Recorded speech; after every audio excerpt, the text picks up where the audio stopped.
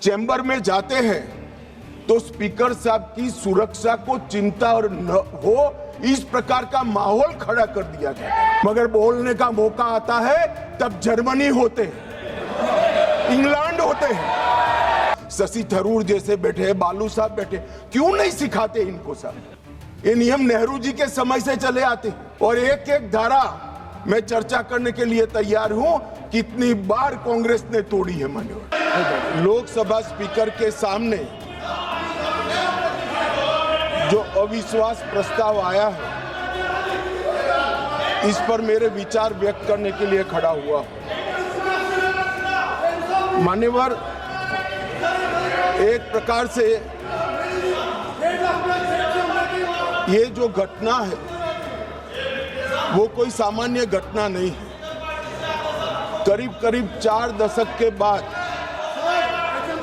एक बार फिर से लोकसभा अध्यक्ष के सामने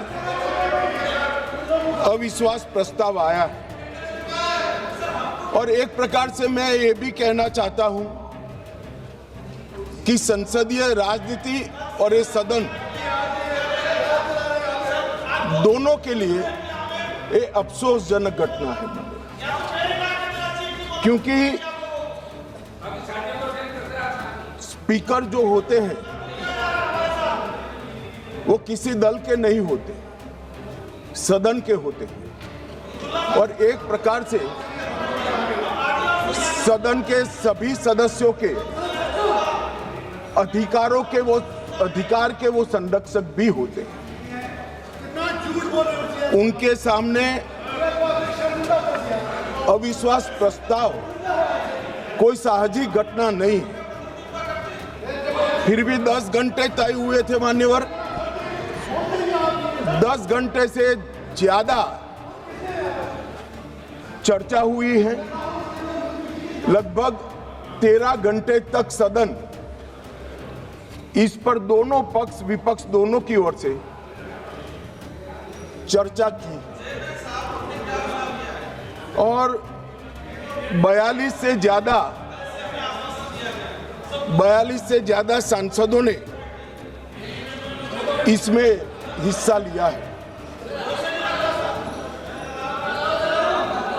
मान्यवर, मैं पूरे सदन को बताना चाहता हूं कि स्पीकर की नियुक्ति जब हुई, अभी के विद्यमान स्पीकर साहब की जब नियुक्ति हुई, तब दोनों दलों के नेता ने एक साथ उनको आसन पर बिठाने का काम किया।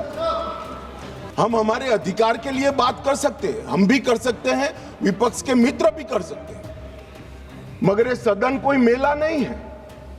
सदन के अंदर सदन के चलाने के नियमों के अनुसार खड़ा होकर बोलना पड़ता है।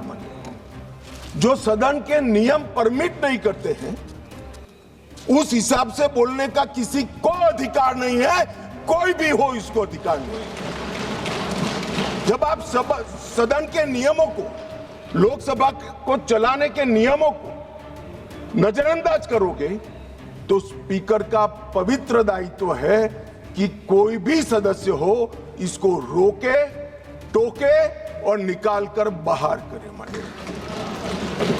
और ये जो अधिकार है वो कोई ये कह रहे हैं कि भाजपा आई तो ये होगा, एनडीए आए तो ये होगा। हमारे समय में नियम नहीं बने भाई, ये नियम नेहरू जी के समय से चले आते और एक एक धारा मैं चर्चा करने के लिए तैयार हूं। कितनी बार कांग्रेस ने तोड़ी है मान्यवर, मगर वो तोड़े तो हम तोड़े ऐसा मेरा नहीं कहना है। मेरा इतना ही कहना है कि अधिकारों के संरक्षण के लिए तो हम सहमत हैं, परंतु नियमों का क्या? स्वच्छंदता से यहां नहीं बोला जा सकता। नियम अनुसार सबको बोलना पड़ता है। और स्पीकर जब निर्णय देते हैं, वो निर्णय हो सकता है हमें भी अनुकूल न हो सकता है विपक्ष को भी अनुकूल। इसके पर मंतव्य तो सभी सदस्यों का हो सकता है, मगर स्पीकर के निर्णय पर शंका नहीं कर सकते, इनकी निष्ठा पर शंका नहीं कर सकते हो। निर्णय कभी हमें अनुकूल लगेगा, कभी नहीं लगेगा, कभी लगेगा, कभी विपक्ष को अनुकूल लगेगा, नहीं लगेगा, मगर निर्णय से असहमति व्यक्त करने तक तो सभी लोग सहमत हो सकते हैं, मगर विपक्ष अगर निर्णय की निष्ठा पर सवाल खड़ा करता है तो मान्यवर ये बहुत दुर्भाग्यपूर्ण है और निंदनीय भी है। इसकी घोर निंदा हम इस सदन में खड़ा रहकर करता हूं। मान्यवर, जब आप अध्यक्ष की निष्ठा पर सवाल करते हो तो आप अजीब प्रकार की स्थिति का निर्माण कर देते हो, जिसको मध्यस्थता करनी है, जिसका संरक्षण अभी लोकसभा के कार्यकाल की समाप्ति तक आपको मांगना है, उसके पर ही आप निष्ठा पर सवाल कर देते हो। मान्यवर, ये हमारी परंपरा, उच्च परंपराओं का निर्वहन करने के लिए ये बहुत अफसोसजनक घटना है। मान्यवर, मैं हमारे लोकतंत्र में अनेक बार परिवर्तन है। हमारी पार्टी की राजनीतिक यात्रा के जीवन में हम तो ज्यादातर वही बैठे, बहुत कम समय है कि हम यहाँ बैठे, ज्यादातर तो कांग्रेस पार्टी और उनके साथी ही बैठे, हम भी विपक्ष में रहे, मगर 3 बार लोकसभा के स्पीकर पर अविश्वास का प्रस्ताव आया।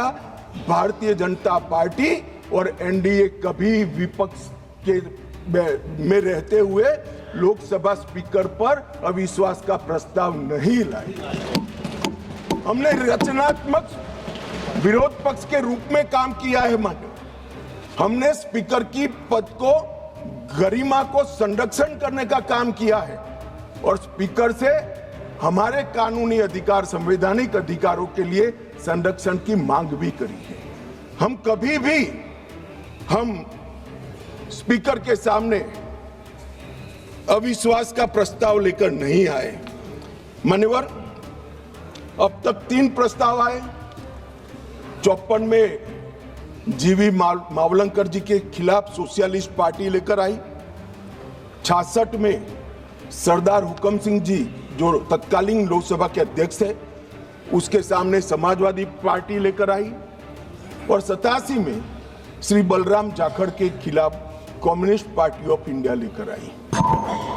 और ये सारे कमोबेश आज किसके साथ बैठे हैं? यूपीए में अंदर है मान्यवर, एक घमंडिया गठबंधन के सदस्य हैं और आज कांग्रेस पार्टी लेकर आई है, सबने समर्थन किया है। कभी भी स्पीकर की निष्ठा पर आशंका नहीं करना चाहिए, ऐसा मेरी पार्टी का बहुत मजबूत और स्ट्रॉन्ग मत है, हमारी मान्यता है। साल के बाद सदन फिर से शुरू हुआ। 9 तारीख को 14 दिन समाप्त हो गए। अब वो प्रस्ताव किसका था? तो विपक्ष का था। हम तो तैयारी कर आए थे, स्पीकर साहब चेयर पर भी नहीं बैठे। उनके खुद के प्रस्ताव के प्रति भी वो गंभीर नहीं है। जिस दिन उनका लाया हुआ प्रस्ताव, जो 4 दशक के बाद रूल्स का उपयोग कर लाए थे, वो प्रस्ताव की चर्चा करने की जगह उन्होंने सदन को बिखेर देने का काम किया। इससे ज्यादा शर्मनाक घटना कोई नहीं हो सकती। आपके खुद के प्रस्ताव पर आप चर्चा नहीं करना चाहते हो और फिर कहोगे हमें बोलने नहीं देते। बिजनेस एडवाइजरी कमेटी ने सबकी सहमति से 9 तारीख मुकर्रर की थी मान्यवर, वो भी बैठे थे। हम सबको मालूम है बोलने के विषय बिजनेस एडवाइजरी कमेटी तय करती है, सदन का बिजनेस एडवाइजरी कमेटी करती। आपकी सहमति से 9 तारीख को आया और ये इससे सहमत नहीं, सदन को डिस्पर्स कर लिए मान्यवर। और मैंने तो साहब, ये कितनी गंभीरता है मैं बताता हूं। इन्होंने पूरे भाषण मैंने ध्यानपूर्वक पढ़े भी है, सुने भी है मान्यवर। 80% से ज्यादा भाषण स्पीकर के कंडक्ट पर नहीं है, सरकार का विरोध करने के लिए। अरे भले आदमी, सरकार का विरोध करने के लिए ढेर सारी धाराएं हैं, ढेर सारे नियम हैं। आप सरकार का विरोध करने के लिए आज लोकतंत्र के गरिमा का प्रतीक लोकसभा स्पीकर पर आप सवालिया निशान दें। मान्यवर, कल भी कहा कि कैसे हुआ। मान्यवर, तीनों बार लोकसभा के स्पीकर के खिलाफ जब अविश्वास प्रस्ताव आया, डेप्यूटी स्पीकर ने इसको संचालित किया। अब ये कल अभी कहेंगे, कल भी कह रहे थे आपने डेप्यूटी स्पीकर अपॉइंट भी नहीं किया। मान्यवर, 66 और उसके बाद आने वाले अविश्वास प्रस्ताव बलराम जाखड़ साहब के पास आया। दोनों वक्त डेप्यूटी स्पीकर थे, पद खाली नहीं था, डेप्यूटी स्पीकर रखे थे, मगर दोनों कांग्रेस पार्टी ने ही अपने रख दिए थे साहब। अब ये कहते हैं कि डेप्यूटी स्पीकर पर हमारा अधिकार है। दोनों समय डेप्यूटी स्पीकर कांग्रेस पार्टी ने अपने खुद के रखे थे। आपको स्थान खाली है, इसका मुद्दा उठाने का अधिकार ही नहीं है। आपने तो विपक्ष का स्थान अपने सदस्य से भर दिया था। ये क्या उठाते हैं मुद्दे साहब, और ये कांग्रेस पार्टी का कैरेक्टर है। मैं आज इसमें जाना नहीं चाहता, अगर विरोध करेंगे तो जाऊंगा भी। मान्यवर, फिर उन्होंने कहा, भाई एसवी के राव आपकी पार्टी के सदस्य थे और दोनों बार एसवी के राव उपाध्यक्ष थे।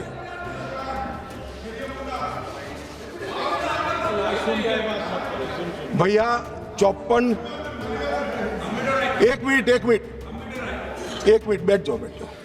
1954 उपाध्यक्ष श्री एम अनंतशयनम अयंगर कांग्रेस पार्टी के थे।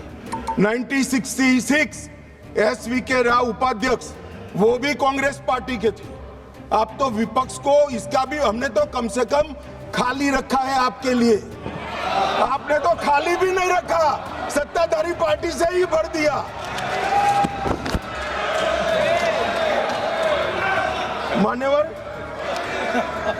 मान्यवर हमें परंपराएं सिखाते हैं।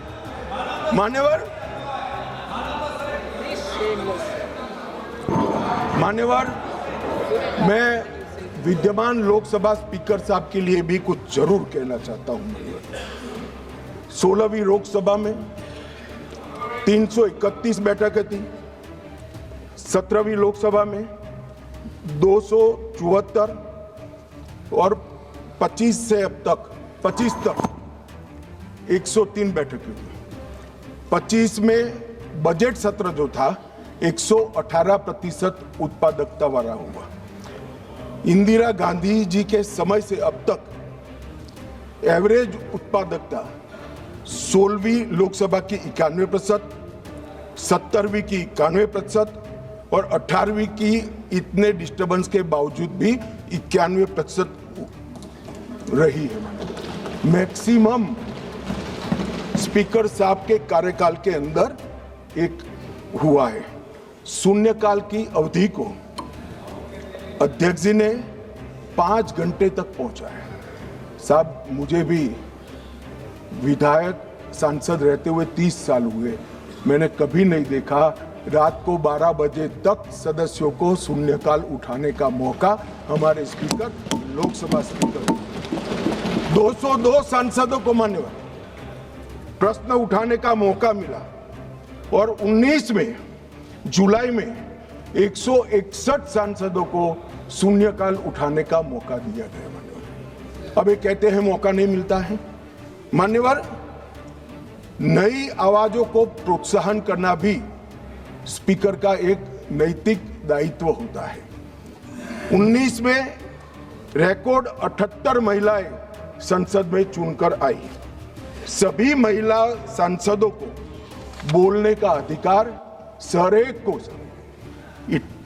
78 की 78 महिला सांसदों को बोलने का अधिकार हमारे स्पीकर साहब ने दिया है। बिरला जी के आग्रह से सदन के अंदर क्षेत्रीय भाषाओं का उपयोग भी बढ़ा और लगभग 14 भाषाओं में भाषण यहां पर करा गया।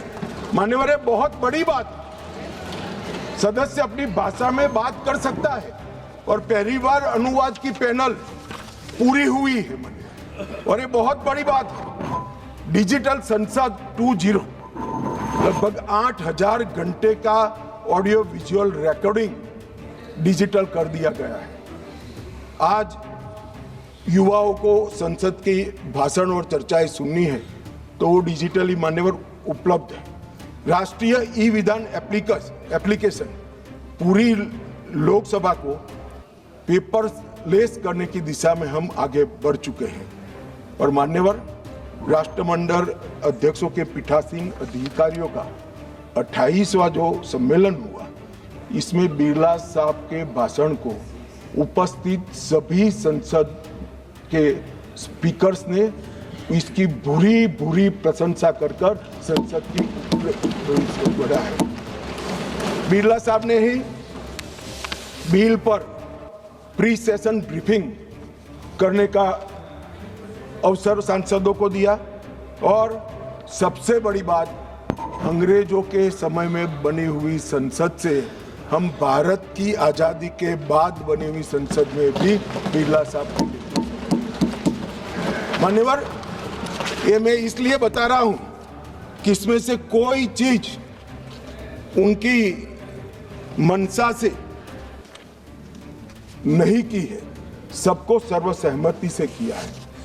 मान्यवर, पूरे देश भर में भारतीय जनता पार्टी की छवि खंडित करने के लिए एक प्रचार चल रहा है।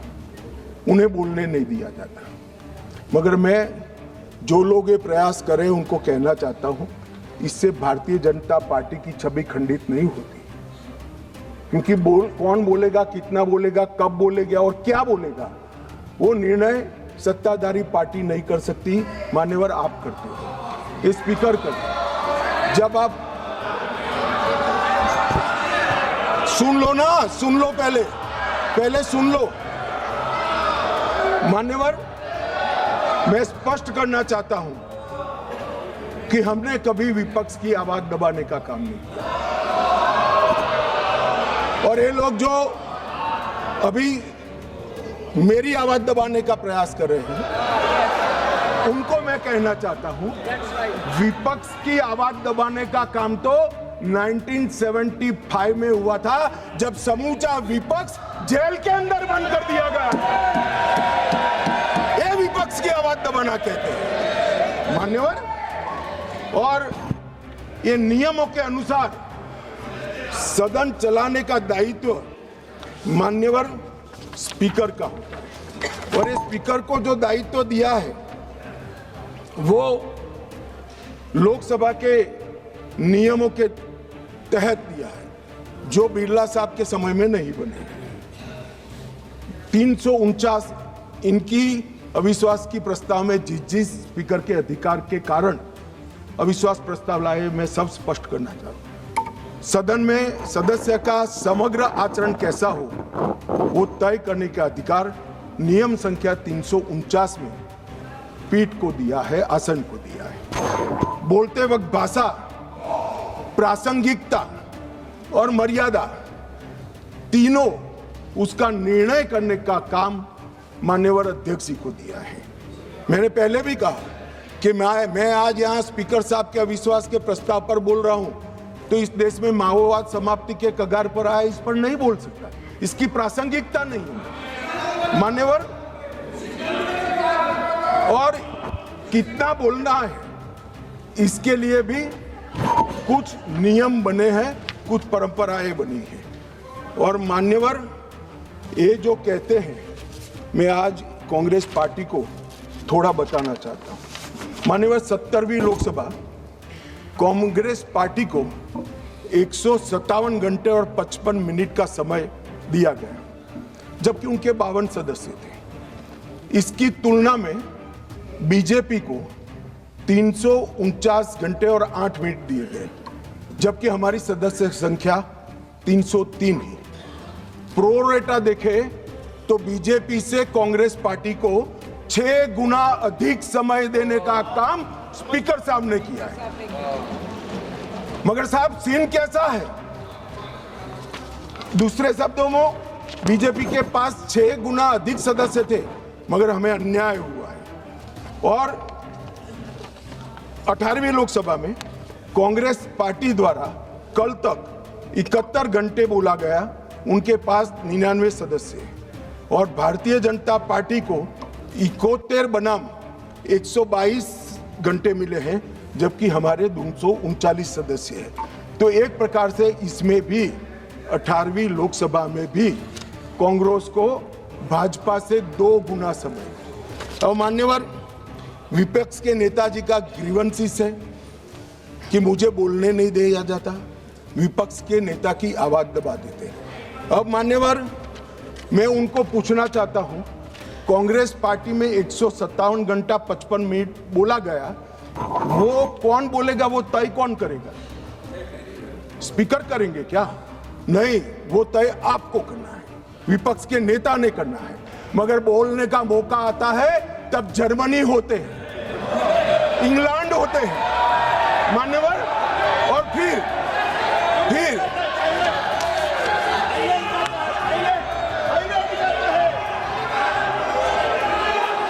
मान्यवर फिर कंप्लेन करते हैं। 18वीं लोकसभा में मान्यवर 18वीं लोकसभा में 157 घंटे और 55 मिनट कांग्रेस पार्टी के सदस्य बोले। मैं आपके माध्यम से विपक्ष के नेता को पूछना चाहता हूं, आप कितना बोले? क्यों नहीं बोले? कौन से स्पीकर ने रोका था आपको? कोई नहीं रोक सकता। एक गलत प्रचार किया जा सकता है, किया जा रहा है लोकसभा को बदनाम करने के लिए। मान्यवर 18वीं लोकसभा में, इस लोकसभा में जो सदन अभी अस्तित्व में है, 71 घंटा दिया गया आपको। कितना बोले भाई? और क्यों नहीं बोले? वो तो आपका अधिकार है, कौन बोलेगा? अरे वो छोड़िए साहब, विपक्ष के नेता की पार्टी लोकसभा स्पीकर पर अविश्वास का प्रस्ताव लेकर आई है, उस पर भी विपक्ष के नेता कुछ नहीं बोलते हैं। तो भैया क्यों लाए हो प्रस्ताव? मान्यवर, ये बोलने नहीं देते हैं, वो ठीक नहीं। वो बोलना नहीं चाहते हैं, और बोलना चाहते हैं तो नियम अनुसार बोलना नहीं आता है। ये कोई सभा नहीं है, यहां पर हर सदस्य ने लोकसभा के नियमों के अनुसार बोलना है।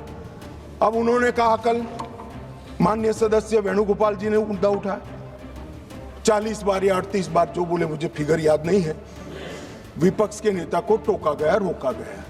भाई, स्पीकर के द्वारा एक बार टोकने के बाद दूसरी बार आप वही बात करोगे तो स्पीकर के पास क्या विकल्प रहता है? जब यहां से श्री राजनाथ सिंह जी ने कह दिया कि अप्रकाशित पुस्तक है, आप मैगजीन को कोट नहीं कर सकते, और मैगजीन भी वो जिसकी छवि उनके पार्टी के मैगजीन की हो। मान्यवर, इसको कोट कर लोकसभा में बोलने का किसी को अधिकार नहीं है। मगर आप उसी विषय पर बोलोगे तो आपको टोकना पड़ेगा। फिर उन्होंने कहा, वो उसके बाद SIR पर चर्चा थी, मैं यहीं बैठकर उनको सुन रहा था। मेरे जवाब में वो खड़े हो गए, स्पीकर साहब ने उनको बोलने के लिए कहा। ऐसा नहीं है, नहीं कहते हैं। मेरे भाषण के बीच में मुझे भी बिठा दिया और विपक्ष के नेता को बुला दिया। तो उन्होंने कहा, आप पहले मैं कहता हूं वो बोलिए। अब साहब मुझे बताओ, किसी भी वक्ता का भाषण कोई अन्य संसद सदस्य कैसे तय कर सकता है? मैं क्या राहुल गांधी जी को कह सकता हूं कि आप ये बात पहले बोलिए, दूसरी बोलिए, तीसरी बोलिए, चौथी बोलिए? नहीं कह सकता। अगर मैं नहीं कह सकता तो वो भी नहीं कह सकते। मान्यवर, वो कहते हैं कि ये करिए, फिर भी सदन डिस्टर्ब किया। तो अचानक उनको एक आइडिया आया कि एक आइडिया है। फिर अपने आप उन्होंने आइडिया को सर्टिफाइड कर दिया, गुड आइडिया, ऐसा करके सर्टिफाइड। आइडिया क्या था कि मेरी प्रेस कॉन्फ्रेंस पर बहस हो जाए। भाई, ये साख मार्केट नहीं है, लोकसभा है। यहां बहस के विषय तय होते हैं, और आपके परनाना से लेकर आपकी दादी जी से लेकर आपके पिताजी तक बड़े बड़े नेता थे भारत के, किसी की प्रेस कॉन्फ्रेंस पर लोकसभा ने बहस नहीं करी है मान्यवर। और अगर ये अपेक्षा करते हैं कि इनकी महान प्रेस कॉन्फ्रेंस पर जिसकी बुनियाद झूठ थी उस पर सदन बहस करे, तो इस सदन का स्तर न गिरने देकर श्री ओम बिरला जी ने सदन पर उपकार किया है।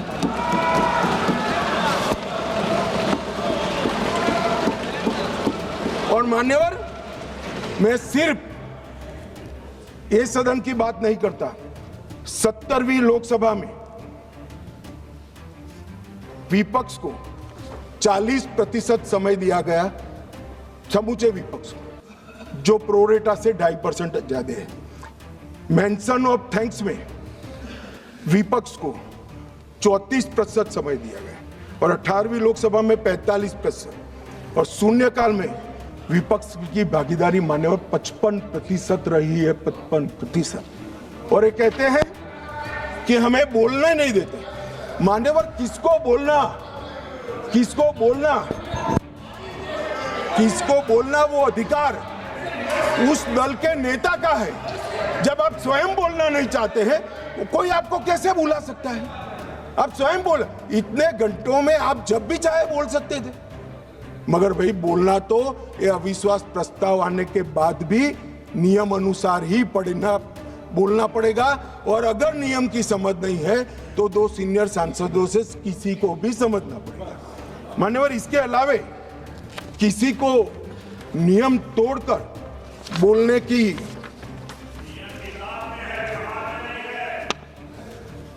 ये व्यवहार पर भी आता हूं, थोड़ी देर ठहर जाइए मान्यवर।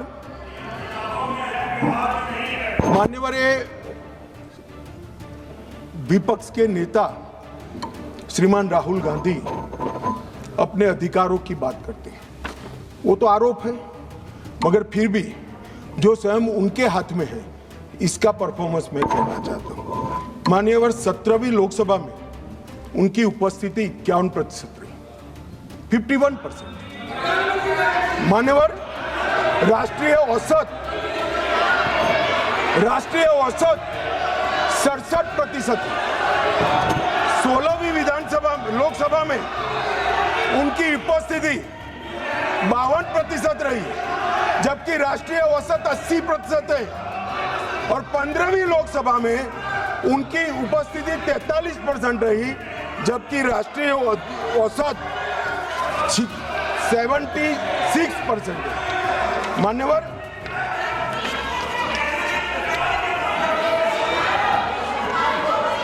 ये तो सब ऑन रिकॉर्ड है ना मान्यवर। ये मुझे बोलने नहीं देते, देखिए देखो साहब, ये मुझे बोलने नहीं देते जब तक यील्ड नहीं करेंगे आप नहीं। देखिए केसी वेणुगोपाल जी, गृह मंत्री जी जो कह रहे हैं अटेंडेंस पे, वो सब मेंबर्स का रिकॉर्ड पे है। वो अगर उसमें कोई गलत हो, अगर कोई गलत बात कही हो कि नहीं इनका अटेंडेंस ज़्यादा है, एवरेज से ज़्यादा है, तो वो बात आप खड़ा करिए, उस बात पे आप कहिए क्या कहना चाहते हैं।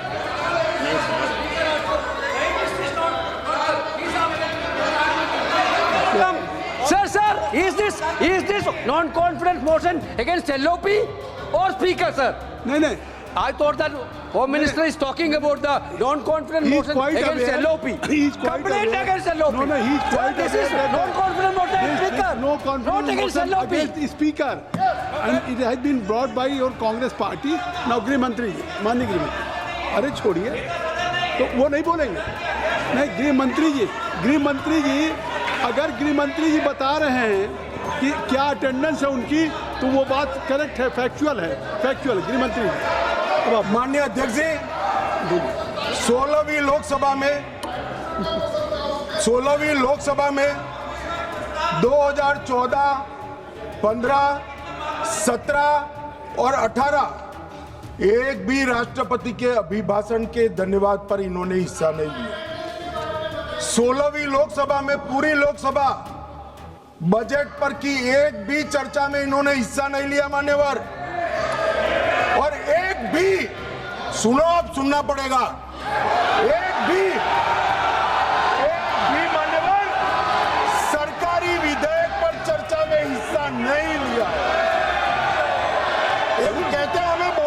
देते? मान्यवर 16वीं लोकसभा में और 17वीं लोकसभा में 19, 20 और 21 राष्ट्रपति अभिभाषण पर हिस्सा नहीं लिया। 19, 20, 22, 23 केंद्रीय बजट पर चर्चा में हिस्सा नहीं लिया और एक बिल छोड़कर एक भी विधेयक में भी चर्चा पर हिस्सा नहीं लिया। 18वीं लोकसभा 25 में केंद्रीय बजट पर की चर्चा में भाग नहीं लिया और मान्यवर उनकी पार्टी 4 दशक के बाद हम सब अफसोस कर रहे हैं ऐसा प्रस्ताव लेकर आई है। एक स्पीकर साहब की निष्ठा पर सवाल करने वाला जो प्रस्ताव रखा है उस पर भी उन्होंने हिस्सा नहीं लिया। अब ये कहते हैं हमें बोलने नहीं देते हैं। मेरा कहना है कि वो बोलना नहीं चाहते। मान्यवर कई सारे ऐसे विधेयक हैं, बहुत महत्वपूर्ण युगांतकारी विधेयक है। भूमि अधिग्रहण हिस्सा नहीं, संविधान का 122वां संशोधन हिस्सा नहीं, आधार प्रणाली हिस्सा नहीं, मुस्लिम महिला तलाक विधेयक हिस्सा नहीं, जम्मू कश्मीर पुनर्गठन विधेयक हिस्सा नहीं, 370 को रद्द करना हिस्सा नहीं, नागरिकता संशोधन सीएए हिस्सा नहीं, महामारी रोग संशोधन विधेयक हिस्सा नहीं, पूरा शीतकालीन सत्र अनुपस्थित रहे, भारतीय न्याय संहिताओं के 3 युगांतकारी कार्यक्रम आए, बिल आए, हिस्सा नहीं, इनकम टैक्स सुधार का बिल आया, हिस्सा नहीं, वित्त विधेयक 24 हिस्सा नहीं, वक्फ संशोधन बिल हिस्सा नहीं, वंदे मातरम 150 साल की चर्चा हिस्सा नहीं और कैप्टन शुभांशु शुक्ला पर अभिनंदन प्रस्ताव में भी हिस्सा नहीं। मान्यवर ये बोलना नहीं चाहते।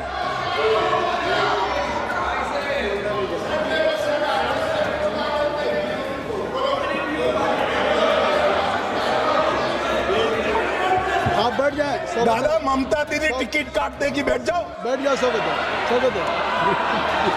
बैठ जाओ। मान्यवर अब मैं आप बैठिए। कल्याण देता हूँ जवाब। बैठ कल्याण बनर्जी जी बैठ बाकी है। आप कल्याण बनर्जी बैठ जाइए सब। नहीं अभी इतना बाकी है, बैठो ना, आ जाएगा। Nothing will go on record, nothing will go on record. केवल गृह मंत्री जी का जवाब। मान्यवर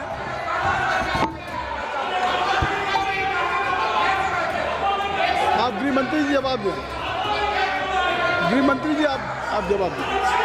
मान्यवर राहुल गांधी जी माननीय विपक्ष के नेता, कांग्रेस पार्टी के भी बड़े नेता, हो सकता है कि अपनी पार्टी के प्रचार के लिए उनको देश भर में कहीं पर भी जाना पड़ता है और उस वक्त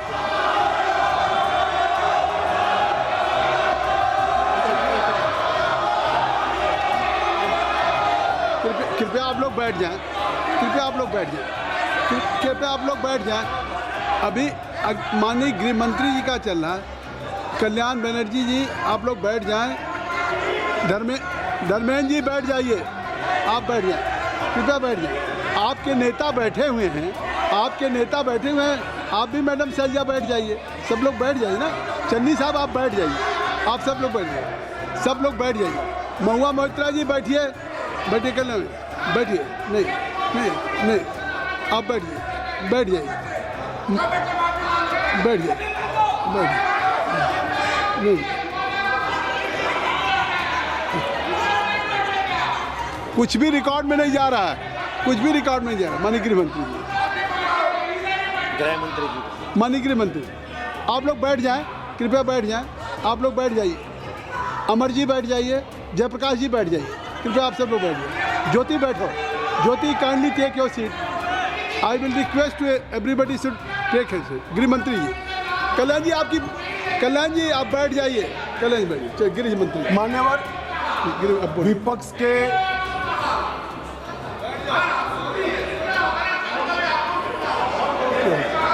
मान्यवर विपक्ष के नेता राहुल गांधी जी कांग्रेस पार्टी के भी बड़े नेता हैं।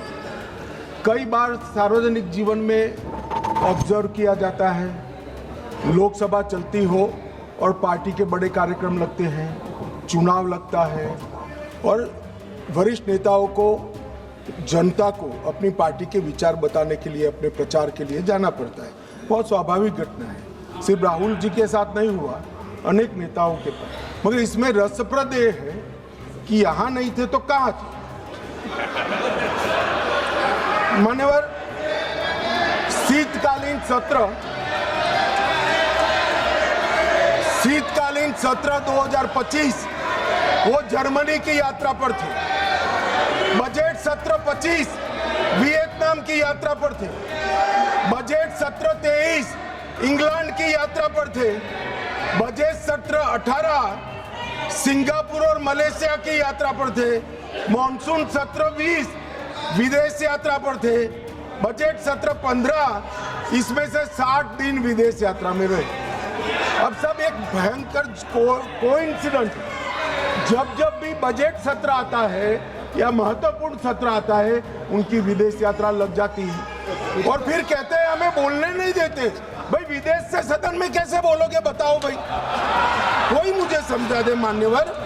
जो आदमी जर्मनी में है, इंग्लैंड में है, सिंगापुर में है, वो यहाँ कैसे बोलेगा? यहाँ वीडियो कॉन्फ्रेंस का कोई प्रावधान नहीं है मान्यवर, वरना तो वीडियो कॉन्फ्रेंस से भी उनको बुलवा देते। और मान्यवर, आज जब विपक्ष स्पीकर साहब के कंडक्ट पर सवाल खड़ा कर रहा है, कंडक्ट सिर्फ स्पीकर का नहीं देखा जाता। ये सदन पक्ष, प्रतिपक्ष और स्पीकर और माननीय राष्ट्रपति महोदया, ये सब मिलकर सदन बनता है। तो स्पीकर के कंडक्ट की टीका कर रहे हो, आपके कंडक्ट पर भी तो कभी बात करो। ये क्या हुआ मान्यवर? यहां पर ट्रेजरी बेंच पर प्रधानमंत्री बैठे हैं, दौड़ के आकर गले लग जाना, ऐसा कभी नहीं हुआ मान्यवर। कभी ऐसा नहीं हुआ कि सत्ताधारी पक्ष के सदस्यों के सामने फ्लाइंग किस करोगे। कभी ऐसा नहीं हुआ सदन में आंख मटकाओगे मान्यवर। मुझे तो बोलने में मान्यवर, ये कंडक्ट जो है